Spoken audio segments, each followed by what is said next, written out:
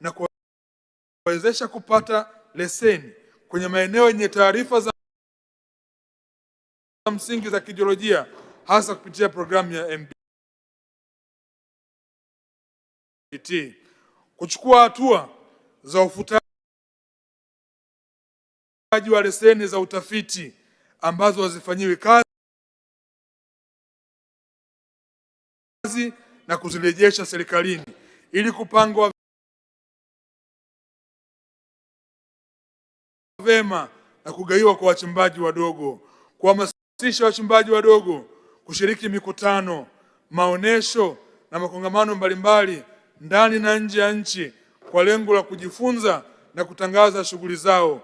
Kuendesha makongamano kwenye mikoa ya kimadini kwa ajili ya kutoa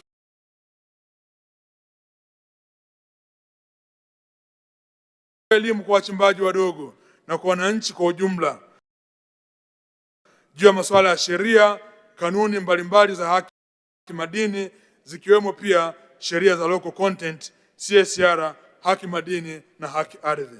Lakini pia kuhamasisha wachimbaji wadogo kushiriki kwenye maonesho na minada ya madini ya vito nchini ili kupanua wigo wa biashara. Mheshimiwa Naibu Spika, ili kuwawezesha wachimbaji wadogo waweze kunufaika na rasilimali madini, serikali itaendelea kuitumia timu ya wataalamu yenye uzoefu wa masuala ya fedha, madini na sheria kwa ajili ya kutoa mapendekezo ya namna ya kuwawezesha wachimbaji wadogo kupata mitaji na msaada wa kiufundi. Hatua hii itawawezesha wachimbaji hao kufanya uchimbaji wenye tija na kunufaika zaidi kiuchumi. Aidha, wizara kupitia STAMICO itaendelea kuwalea na kuwaendeleza wachimbaji wadogo kwa kuwajengea vituo vya mfano katika maeneo yenye uchimbaji mdogo. Mheshimiwa Naibu Spika,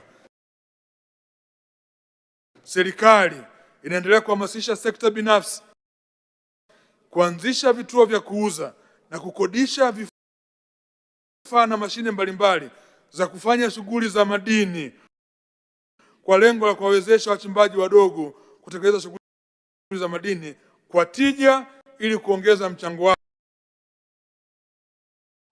kwenye pato la taifa. Kipaumbele cha 8, Mheshimiwa Naibu Spika, ni kuzijengea uwezo taasisi hizo chini ya Wizara ya Madini. Mheshimiwa Naibu Spika, ili kuzijengea uwezo taasisi, wizara itafanya yafuatayo.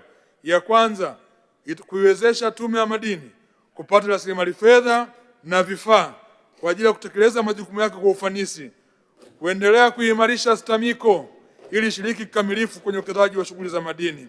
Mheshimiwa Naibu Spika, wizara itaendelea kuimarisha GST iweze kufanya utafiti wa geosayansi kwa lengo la kubaini maeneo mapya yenye uwepo wa madini, kuimarisha TGC ili iweze kusimamia na kuhamasisha uwekezaji katika shughuli za ongezaji thamani ya madini ya vito na metali, na kuiwezesha TEITI kupata rasilimali mbalimbali ikiwemo vifaa na vitendea kazi ili kutekeleza majukumu yake ipasavyo.